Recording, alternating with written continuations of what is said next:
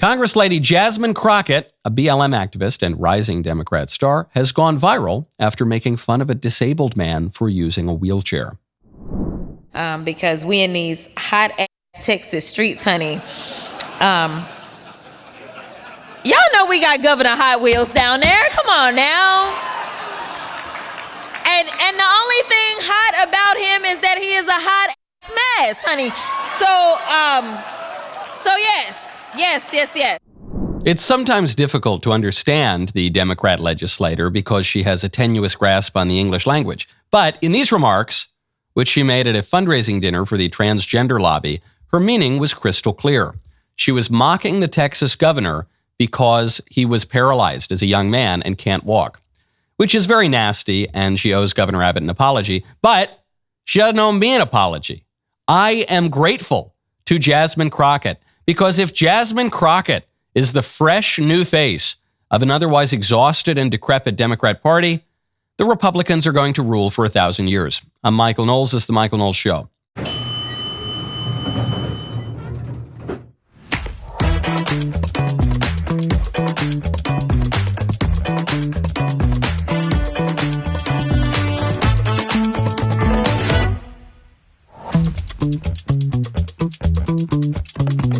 Welcome back to the show. Speaking of black people, I have good news and bad news for black people. This by way of Don Lemon. Don Lemon says that if you are black, you are permitted to be a Republican, but you're not allowed to be a MAGA person. Okay, you're allowed to be a Republican, just not a Republican who wins elections and supports effective Republican policies. And we'll get to the kind of Republican black people are allowed to be. But first, I want to tell you about Good Ranchers. Go to goodranchers.com, use code Knowles. Over 140,000 family farms across America have shut down since 2017. Why? Because grocery chains keep pushing cheap imported meat instead of supporting the folks who live and work right here in the USA. When you visit goodranchers.com, you are not just getting better meat, you are getting behind a mission that matters. What makes them different? For starters, everything they offer is 100% American sourced. That means every juicy steak, chicken breast, and pork chop comes from farms right here in America. You can taste the difference because their meat is completely free from hidden additives. No antibiotics, no added hormones, absolutely no seed oils, just real, honest meat. Plus, when you choose Good Ranchers, you are helping preserve a way of life.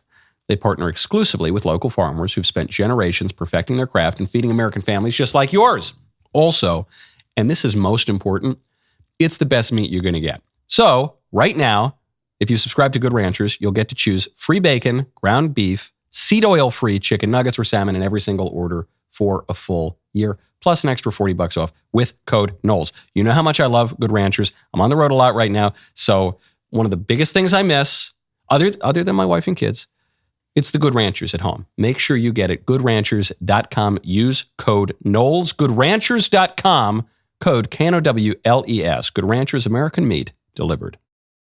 The Smells and Bells candle is almost sold out at thecandleclub.com/Michael. We had a lot of candles, and now they're pretty much gone. So anyway, if you want your home to smell like a 12th century monastery, enjoy some Lenten delights in your home, you got to go check out the Smells and Bells candle, thecandleclub.com. Speaking of, well, actually, before I move on, I want one last point on Jasmine Crockett, because this gal has gone from nowhere to viral sensation overnight. She is one of the most prominent Democrat figures in the country right now, and that's only been the case for the past few weeks. I think it was River Page at the Free Press, who suggested that Jasmine Crockett is exploding for the same reason that Trump did. Because Jasmine Crockett drives her opponents crazy in the same way that Trump does, because Jasmine Crockett is rude and crude and tells mean jokes and insults people and calls people nasty names. And Trump did the same thing. And that's why they're basically the same. And I just don't think that is true. I think this is a bad comparison. It's not that Trump isn't funny. It's not that he isn't brash. It's not that he doesn't use naughty language. It's not that he doesn't insult people. He does all those things. Trump is much better at picking targets. Trump goes after people that most people don't like. That was true when he was running in the Republican primary in 2016. It's true when he's picked on media figures. The great example of this is when Trump was asked at a Republican debate why he's called women fat and ugly and slobs and all the rest of it. And he said, only Rosie O'Donnell, and the crowd burst out laughing. It's not that it wasn't mean. It was kind of mean to Rosie O'Donnell, but most people found that funny because Rosie wasn't that popular. Compare that to Jasmine Crockett.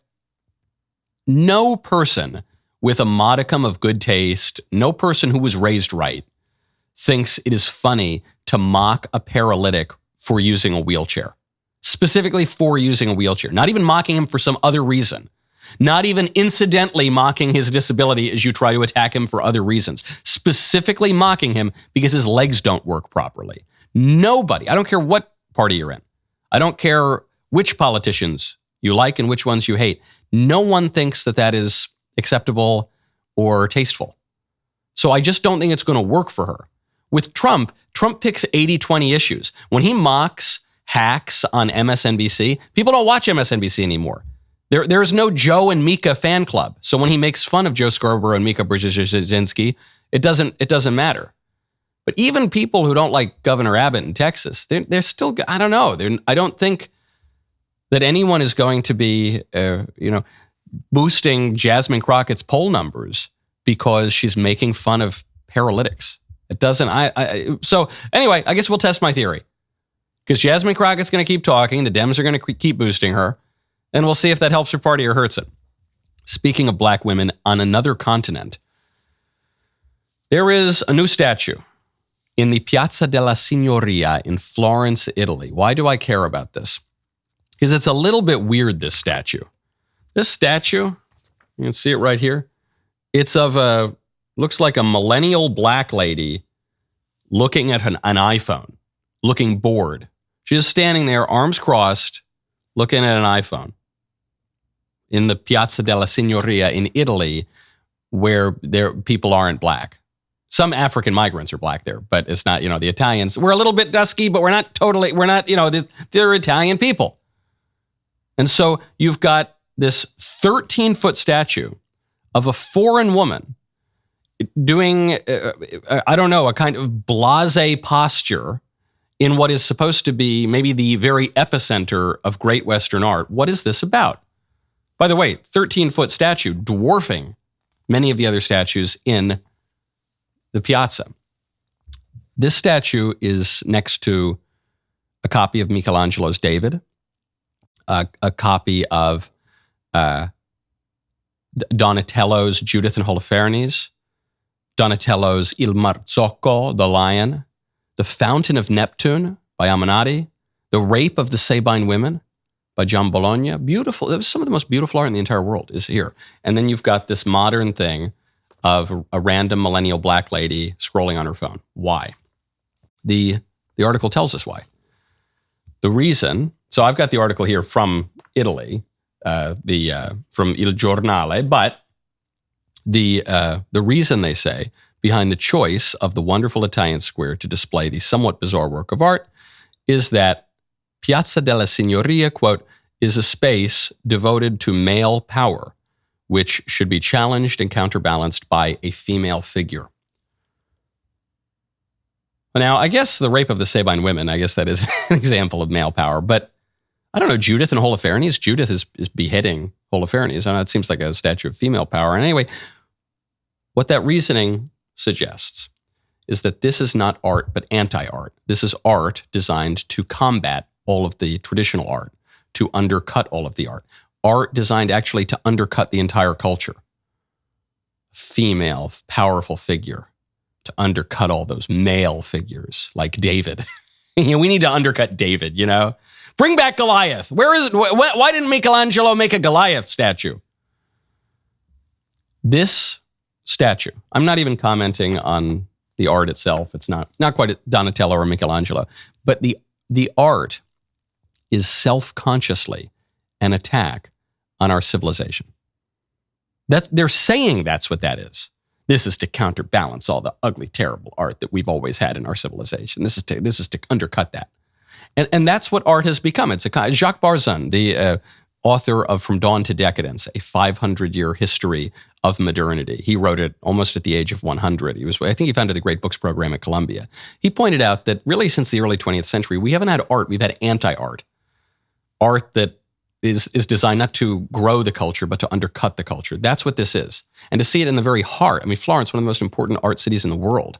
The Piazza della Signoria, one of the most important parts of for art of one of the most important art cities in the world. To undercut that, it's just a microcosm of what's going on in our whole culture. And we have to reject it. We have to reject this attempt to not only tarnish or pervert, but actually to eliminate, to abolish our culture. As we help our cultural health, we need to help our physical health. That's why you got to check out Lumen. Go to lumen.me/Knowles. I have a phenomenal tool that gives me real-time insight into my metabolism through something as simple as my breath. It's called Lumen. Lumen is the world's first handheld metabolic coach. All you need to do is breathe into it first thing in the morning. You will know exactly what's happening with your metabolism, whether you're burning fats or carbs. Based on your measurements, Lumen creates a personalized nutrition plan just for you. You can also breathe into it before and after workouts and meals so you know exactly what's going on in your body in real time. And Lumen will give you tips to keep you on top of your health game so you can personalize your daily routines and workouts, which we all need with summer clothes and swimsuits on the horizon. Your metabolism is your body's engine powering everything you do. When you optimize your metabolic health, you can experience improved energy levels, better fitness results, and enhanced sleep quality. I love it. I'm kind of a Luddite with technology, but anything that makes it easier to keep your health and improve your health, I'm all for it. And Lumen, it's like you're living in the future. Go to lumen.me/Knowles, KNWLES. Get 20% off your Lumen, lumen.me/Knowles for 20% off your purchase. Thank you, Lumen, for sponsoring this show. Speaking of attacks on civilization, speaking of racial politics, Marco Rubio, Secretary of State, has just come out in defense of white people who are being targeted in South Africa, who are being murdered in an official or semi-official racial campaign to exterminate white people in South Africa. You have major government leaders, politicians in South Africa who chant, "Kill the Boer, kill the farmer, shoot to kill." That is about as direct a call for genocide as there is. Rubio says, "Kill the Boer" is a chant that incites violence. South Africa's leaders and politicians must take action to protect Afrikaner and other disfavored minorities. The United States is proud to offer those individuals who qualify for admission to our nation amid this continued horrible threat of violence. Great. Now, there are going to be some people of maybe even some right-wingers, nationalists, America First, who say, well, why do we care about South Africa? If I don't care about refugees from Syria, if I don't care about refugees from Venezuela, why do I care about refugees from South Africa? I thought this was America First. Let's only focus on our own country. Let's not care at all about the rest of the world. Now, I pointed out that kind of myopic, isolationist, hyper-nationalist view, that's not Trump's view. It's not my view. I don't think that's a particularly conservative view. You don't have to be some liberal globalist to care about injustice in the rest of the world. And crucially, this is the part no one's talking about, you don't have to be some liberal globalist to care about people with whom you share a common heritage, a common culture, a common tradition. The liberal globalists would actually say, forget about the people with whom you share a common culture, heritage, tradition. You should only care about people who don't have anything in common with your culture, who don't have anything in common with your tradition. Forget about the English, forget about the Commonwealth nations. You should only focus on people from Syria or from Timbuktu or from Bangladesh. But, we do have things in common with those who descend from the motherland. And when they're being threatened with chants just like this, people of good conscience start to take action. Shoot to kill. Hamaza. Kill the poor. The farmer. Kill the poor. The farmer. Brr, pa. Pa. Brr, pa. Not good. Not good. So they're saying we want to kill all these people. Well, what does that really mean? Is this just some political chant that doesn't mean anything? Is this actually happening? Here's testimony that has gone viral Again, it's just a woman. I guess she could be making it up. I don't think she's making it up because what she's saying is backed up by many, many news reports for many, many years. Here's a woman on TikTok explaining what shoot to kill the boer, kill the farmer means practically to her. Dear South Africans, 24 days ago, we had a home invasion. My fiance was murdered and I was wounded 6 times. The way I'm feeling right now, this country is going to shit. Now my question is when will South Africans start standing up when we have a minimum of 3 people dying per hour that is being murdered and nothing is being done to protect our South Africans? And my fiancé was extremely brave and he had protected me with his life. And my question to you is, when does the crime affect your household? When does it become your family members that gets murdered? And why are we not taking action to start putting an end to this crime? Now, it's all great that you watch the good feel stuff on TikToks and Facebook and all of that, but guys, it's time for a reality check.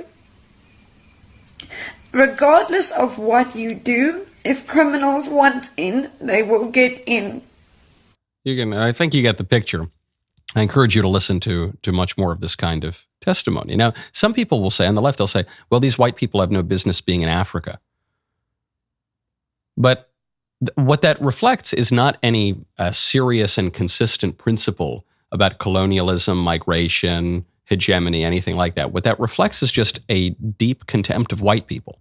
And it's often articulated by white people themselves. If you say white people have no business being in South Africa, then do Pakistanis have any business being in England?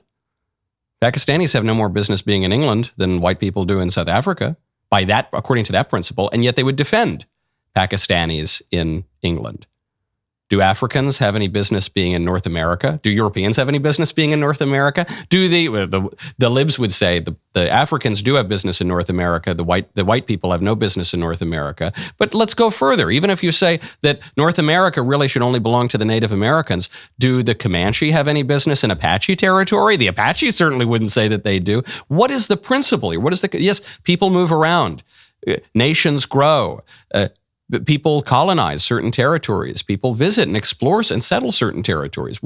Is the principle just that if you're white, it's okay for you to be murdered? It's okay for your national politicians to say, shoot the boer, kill the farmer, shoot to kill, brat, brat, brat? No, as a matter of justice, it's a very good thing to offer refuge to these people. But why should we offer refuge to the South Africans who are being directly threatened with genocide by their national leaders when we don't want to take an unlimited number of face-tattooed Venezuelans across our southern border? Well, a couple reasons. One, the Venezuelans who are coming across the southern border are economic migrants, almost entirely, and the ones who aren't economic migrants are working for cartels. So that would be one reason why. They're not really seeking political refuge the vast majority of the time. And because, and this gets to our conversations about the Commonwealth, this gets to our conversations about Western civilization. We have a common heritage with the Afrikaners. The Afrikaners, just the white people broadly in South Africa, are descendants of the Dutch and the English. And we're descendants of the English. And in a way, we're sort of descendants of the Dutch because the Pilgrims who sailed on the Mayflower actually spent a lot of time in Leiden and the Netherlands, but that's a kind of digression. But we have a common heritage here. And we were talking about the Ordo Amoris a few weeks ago with J.D. Vance, hierarchy of love, the kind of order of charity that tells us that we have responsibility to those who are close to us. Well, at the very least, when our cousins, descendants from the motherland, when our cousins are being threatened with actual genocide and with serious murders and being carried out, maybe we can offer the handful of them refuge. That's not a strictly hyper-nationalist view of things. It's not a strictly imperial view of things. It's not a strictly universalist view of things. It's not a strictly tribal view of things. It's just, I don't know, it seems just prudent and just to me. Speaking of protecting the vulnerable, great news. Exclusive from the Wall Street Journal, care of the Trump administration. Trump is going to defund Planned Parenthood.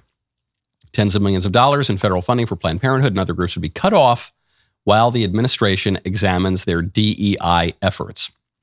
So the excuse to defund Planned Parenthood here is that Planned Parenthood has DEI policies. It's just kind of funny because to me, the problem with Planned Parenthood is the infanticide, the mass infanticide of 1 million babies a year or thereabouts. But whatever, any way that we can defund them is fine by me. I don't care what the excuse is. It does remind me of that Norm Macdonald joke, though, where he says, yeah, everyone was saying that the problem with Bill Cosby was the hypocrisy. But I think that was the biggest problem. I think the biggest problem was all the... So that's how I feel about Planned Parenthood. But yeah, DEI is bad too. And in any case, tens of millions of dollars that would have gone toward murdering babies because money is fungible. So even if the federal government says, don't use this money for the baby murdering, which is essentially your entire business, just use this money to keep the lights on. Just use this money to pay the rent. Just use this money to repave the parking lot. But use your other money for the abortions. Well, that doesn't mean anything because money is fungible. So if you give any dollar, 1 red cent to Planned Parenthood, that money is being used to murder babies. And the Trump administration is saying no. Furthermore, maybe even better news, Trump was asked by a reporter whether or not he's going to take a particular look into Planned Parenthood because Planned Parenthood has been caught on camera admitting to selling baby body parts to the highest bidder. And that is illegal, but instead of prosecuting Planned Parenthood for illegally selling human organs, the liberal prosecutors decided to prosecute the conservative journalists who exposed it. So Trump was asked about this. Here's his answer. I just want to follow up on that. If Planned Parenthood is defunded, would you look into the harvesting of baby organs that they've done throughout the years and maybe go after some criminal prosecution on that? Well, I think you're talking about a subject that is a heated subject. And we'll look into it. We're going to look into everything. But that's certainly a subject that's been debated for a long time, and we will look into it, yeah. Mr. President. Okay, so some pro-lifers are not going to be satisfied with this. This actually makes me feel quite good. Because you see, Trump, he says, look, I don't want to really get into the baby body parts and whether this, I know it's a hot subject. I don't want to hit, I'm defunding Planned Parenthood, folks. All right, I'm giving you, but I'm going to talk about it in a way that might mollify all sorts of people. This is very Trumpy. It's why during the campaign, when Trump seemed in his rhetoric like he was going soft on abortion, I didn't worry too much about it because I pay attention to what Trump does, not only to what Trump says. And when I saw what Trump did as president, when I saw he was the most pro-life president in American history, when I saw that he appointed the judges who overruled Roe v. Wade, when I saw that he was the first sitting president to attend the March for Life, and when Trump on the campaign trail said, look, just remember, we got to win elections. That's why I'm not being so hard on Planned Parenthood and the abortion industry now. I decided that I would give him a little grace because he had a rather good proven track record. Same thing here. When he says vaguely, we'll look into it, but I know it's hotly debated, but we'll look into it. And anyway, it's a contentious subject. I don't pull my hair out over that because, one, I know Trump has hardcore pro-lifers all around him in the White House. And if given even the slightest, faintest green light to investigate Planned Parenthood, they will. And two, he's got a good record on this. So if he wants to be moderate in his speech and hardcore in his policy and his investigations, all the better. And this is a really important one because this goes back to 10 years now or something, when you have great, courageous pro-life journalists going and proving that Planned Parenthood is breaking the law in a particularly heinous way. And then they're the ones who are persecuted for it. Time to balance those scales of justice and go after Planned Parenthood. We got to talk about these things. When you want to talk to your friends, you have to check out Pure Talk. Go to puretalk.com/Knowles. As DOGE continues to surgically cut the fat from decades of bloated government spending and corruption, Pure Talk, the cell phone company that I use for business every day, is cutting the fat from the wireless industry. That's right. Pure Talk says, I don't think so, to $100 a month cell phone plans. That is just wasteful. It's irresponsible. Instead, They're offering America's most dependable 5G network at America's most sensible prices. Listen to this. Unlimited talk, text, and 15 gigs of data, plus mobile hotspot for just $35 a month. Best part? Right now, you'll get a free 1-year membership to DailyWire Plus. That includes access to the entire library of DailyWire Plus movies and documentaries, uncensored ad-free daily shows, DailyWire Kids programming, and as always, your free leftist ears tumbler. With Pure Talk's U.S. customer service team, you can switch hassle-free in as little as 10 minutes. You don't need Doge to cut the fat from your wireless bill. You need Pure Talk. Go to puretalk.com/Knowles. Switch to Pure Talk today. puretalk.com/Knowles. Get a year of DailyWire Plus for free with a qualifying plan. You'll be using the phone that I have, that I use, that you can even use overseas if you're traveling this summer. Pure Talk, wireless by Americans, for Americans. Speaking of Trump orders, President Trump has just ordered another major declassification. I'm not talking about the JFK files. I'm not talking about the MLK files. I'm talking about something much, much more important. The declassification of all the Russia hoax files. We have a presidential memorandum for your attention. This memorandum requires the immediate declassification of all FBI files relating to the Crossfire Hurricane investigation. This was obviously one of the instances of the weaponization of law enforcement powers of prosecution against you and others. We believe that it's long past time for the American people to have a full and complete understanding of what exactly is in those files. Which gives the media the right to go in and check it. You probably won't bother because you're not going to like what you see. But this was total weaponization. It's a disgrace. Should never happen in this country. But now you'll be able to see for yourselves, all declassified. Is that correct? Would you Yes, sir. say?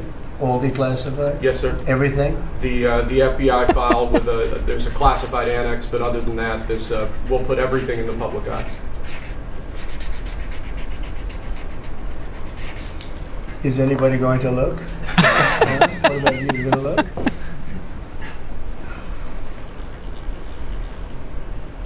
And frankly, the FBI should be ashamed of themselves, and so should the Department of Justice, and so should Biden. Before we get to the significance, this is Trump being a rock star. Okay, this performance, he gets the opening act to discuss what the executive order does, and then Trump does all the crowd work. This is Freddie Mercury at Live Aid, okay? This is Trump goes out there, goes da-da-da-da, and then the whole crowd goes da-da-da-da, da-da-dee-da-da-do-do-do, you know, and he's just got him wrapped around his fingers. So you hear the introduction. Yes, they'll investigate the Russia investigation and how there was impropriety at the FBI and the DOJ. Okay, hold on, wait. You declassifying the files? Yes, sir. All of the files? Yes, all of the files. So they're going to see everything. We're going to see everything, sir. You're going to investigate the files? Yes, that's right. But you probably won't. He's just, this is like watching a Yo-Yo Ma play the cello. You know, watching Trump work a crowd is like watching a maestro with his instrument. And this is more significant. There's a reason why he's dragging this out, taking all the pauses. Are you going to look? Are you going to come on, take a picture? You hear me one last time? I declassified them because the Russia files, the Russia hoax files from the DOJ and the FBI are much more significant than the JFK files and the MLK files. I told you, I predicted to you that the JFK files would reveal no new significant information. And there were many people, many obsessives who have some axe to grind with alternately the CIA or the State of Israel or the mob or George Bush or Lyndon Johnson or whoever you think. I'm not even saying that there wasn't a conspiracy to kill JFK. There obviously was some kind of conspiracy to kill JFK. But what I predicted was those files would not unveil any significant new information. And I have thus far been proven completely right. And all of the people who criticized me for pointing out that the JFK files would reveal no new significant information, they've all come up completely empty. They got nothing. Occasionally, they'll say, hey, here's a file that mentions the CIA. Here's a file that mentions Mossad or LBJ or George Bush or whatever. But it doesn't show anything. There's nothing new. Because as I stated at the time, if there really were some smoking gun that revealed the real story of how JFK were murdered, that file would have been lost a long time ago. Or even if our government were so evil that it were covering this up for 60 years and then ignoring federal disclosure laws for 33 years, then our government isn't just going to reveal it now. You have to be real thick in the head to think that that would happen. Same thing for the MLK files. Who really killed him? Was it the CIA? Was it this? Was it that? I don't know. The one thing I know for a fact is you will never know. The Russia files are different. The Russia hoax was not just within living memory. The Russia hoax was 8 years ago. I guess it started all the way back 10 years ago. The players who perpetrated the Russia hoax are still alive. Many of them are still working for the FBI and DOJ. It hasn't been enough time for a real cover-up of that. So the faster you can declassify these files, the faster the Trump administration can move to prosecute people, the more likely that they're actually going to get a scalp from someone who committed really, really bad things. That's what's so beautiful about this. And it's really important because what happened in 2015 and 2016 was that the bureaucracy and the deep state tried to preempt the election of someone they didn't like. Then once that guy was elected, they tried to totally destroy his presidency in a similar way that we saw with the coup d'etat that upended Richard Nixon and his massive reelection in 1972. But in some ways, it was worse from Trump because Trump really committed no crime, nothing that he could even be plausibly called a crime. It is not just a matter of personal vengeance to go get these guys. It's a matter of preserving the integrity of our political order. So glad that Trump did it. So the Dems have nothing. How can they hit Trump? What they're trying to say now, they're trying to glom onto is this signal chat. We covered it yesterday on the show. The boys chat that governs our country that had J.D. Vance and Pete Hegseth, the Secretary of Defense, and Mike Waltz, the National Security Advisor, John Ratcliffe, the head of the CIA, number of top administration officials, and the editor of The Atlantic magazine. They apparently accidentally included this liberal journalist, and it's embarrassing. It shouldn't have happened.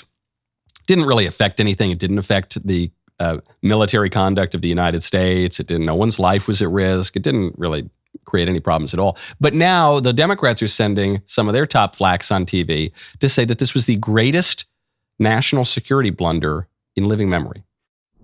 It's stunning. It's likely the biggest national security debacle that any professional can remember. Let me explain a bit why this is so crazy. First of all, national security advisors convene what is called the National Security Principles Committee meeting. This is the cabinet level group that makes the most important decisions and recommendations to the president on national security.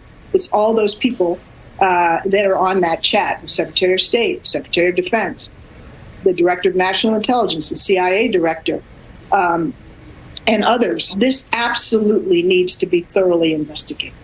I can't imagine in any prior administration that a national security advisor, Secretary of Defense, and very importantly, the Director of National Intelligence and the CIA Director all know what is classified. Their job is to protect classified, that they all willingly participated without even batting an eye in a classified conversation on a non-secure, non-government application. Okay, so she's shocked that top administration officials would keep classified information on a non-secured platform. This is Susan Rice, who worked as the UN ambassador during the Obama administration. The Obama administration, when the Secretary of State kept a ton of classified material on her home server, much less secure than Signal Chat. That's the first part that's a little weird.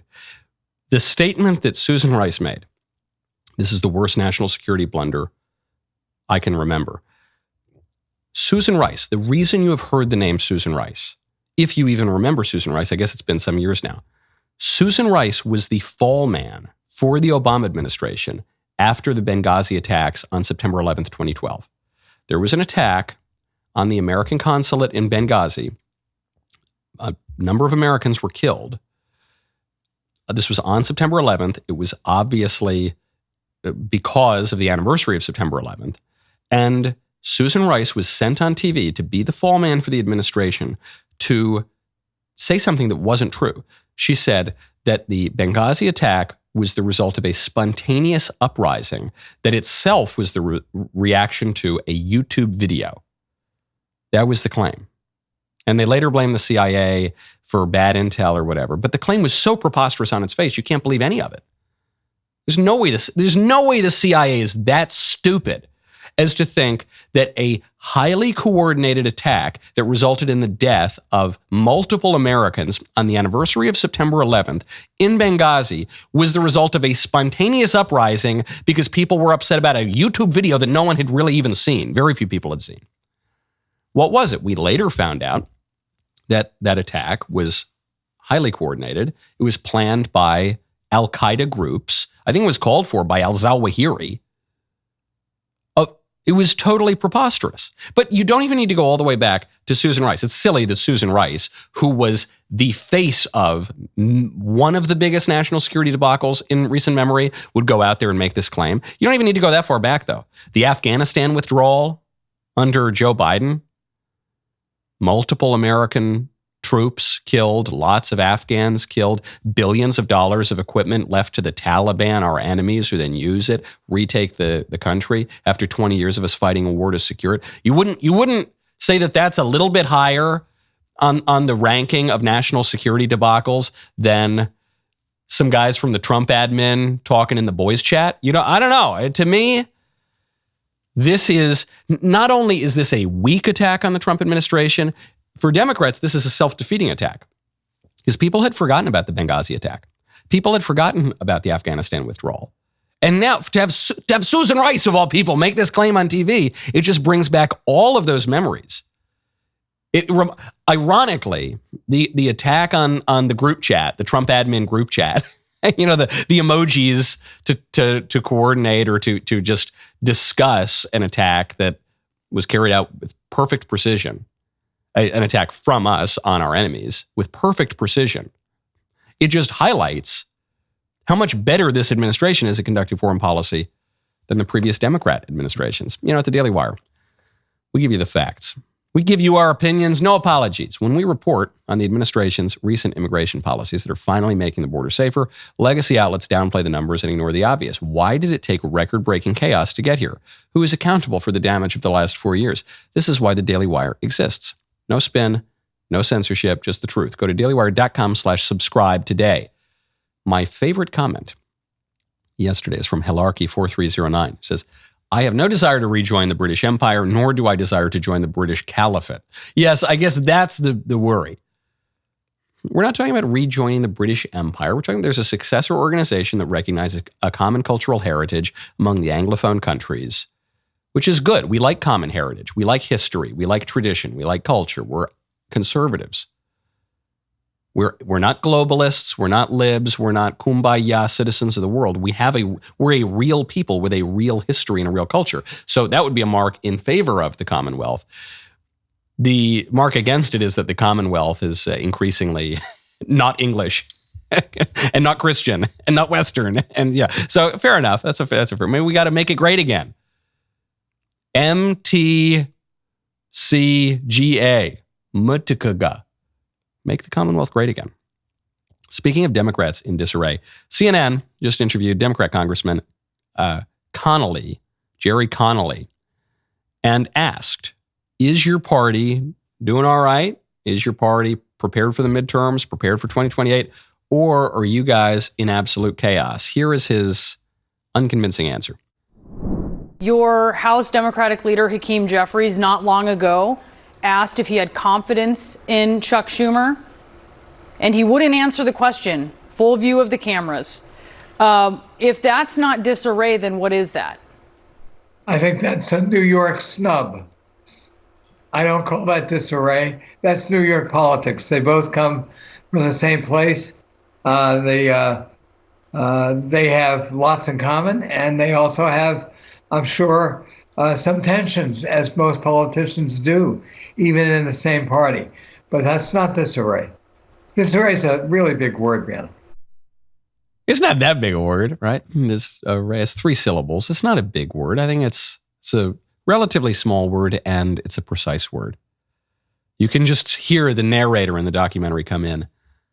I don't think that's not disarray. The Democrats are not in disarray. They were, in fact, in disarray. When you have the Democrat leader in the House refusing to express confidence, explicitly refusing to express confidence in the Democrat leader in the Senate, when they're both from the same state even, that's bad. Kudos to Jerry Connolly here. I mean, good job. He's trying to spin it. Oh, it's just how New Yorkers talk or whatever. But you might make that same argument to show that this is even greater disarray than we previously thought, because you got these 2 guys, they're from the same state, they're supposed to be on the same team, they're supposed to be aligned, and the leader in the House can't express confidence in the leader in the Senate. And they're all upset at Chuck Schumer because Chuck Schumer did not block Trump's continuing resolution. Schumer did not shut down the government, but Schumer was in a lose-lose situation. Had he shut down the government, it would have been even worse for the Democrats. They don't know what direction they want to go in. They don't know what their legislative priorities are when you look at the options on the table to them right now. They do, of course, in general, they want to trans kids and murder babies and open the border, and they pie in the sky. But when it comes to the political reality right now, what do Democrats do to stop Trump? What do Democrats do to win the midterms? What do Democrats do to win the presidency in 2028? They don't have any clear answers. They have no idea what they're going to do. They don't even know who's on the team. They can't agree who's even on their own team. Total disarray. The one thing they can agree on is they do still want to gatekeep. The biggest problem facing Democrats right now is not any particular issue. The most immediate problem is that the coalition that allowed Democrats to win twice under Barack Obama, arguably under Joe Biden, not so sure. But even that Obama coalition was the Bill Clinton coalition that had let them rule for a long time. That coalition has broken up because that coalition required a lock on racial minorities. And 46% of Hispanics voted for Trump, and 1 in 5 black guys voted for Trump. And even just pushing the black vote from 8% Republican to 20% among the men Republican, even that was enough to crack the Democrats' coalition. So they're going to have to refocus on that. They're going to have to try to crack the Trump coalition in the midterms.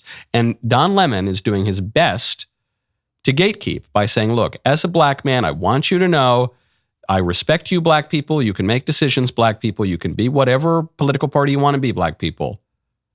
But you're not allowed to vote for Trump. I just said, I don't think that, I just said, I think there can be sincere Republicans. But you can't be a sincere black Republican? I don't think that you can be a rational MAGA, be black and be a rational MAGA person. I think you can be black and be a Republican. I think they would find that very insulting. Well, I mean, the truth is often insulting. That's true, too. Yeah. But The truth is often insulting. The truth is insulting if you are living out of accord with reality. But if you are living in accord with reality, the truth is comforting. That was a very revealing statement from Don Lemon. So I find the truth insulting and offensive. Oh, well, then you're living in the wrong way and your view of the world is wrong. And his view here is obviously wrong. But it reveals an important political truth, which is he says, look, black people are allowed to be Republicans. How big of him, how generous of him to offer that. He has to say that. He can't say, you're not allowed to be. You ain't black. That's what Joe Biden said. If you vote, if you're a black guy and you're going to vote for Trump, you ain't black. That doesn't play well. So he says, no, you can be a Republican. You just can't be that kind of Republican. And you hear this all the time. No, it's okay. You can be a Republican if you support Republicans who are dead and no longer relevant to politics. Oh, yes, if you like Ronald Reagan, that's fine. If you like George Bush even, that's fine. You're also allowed to support Republicans who lose elections. You support Mitt Romney? Oh, that's fine. You're also allowed to support Republicans who are effectively Democrats, like Liz Cheney and Adam Kinzinger. Oh, yes, they're principled. That's great. That's fine. The one thing you're not allowed to do is support Republicans who win. Republicans who are an actual threat to the liberal order. That's what you're not allowed to do. You're not allowed to support Republicans who matter. And this is the rule of thumb. This is the political truth. Whichever group the Democrats say you can't support, that is the group that matters. And all those other groups don't matter. You could be a Republican. Whatever kind of Republican Don Lemon thinks black people are allowed to be, those Republicans do not matter.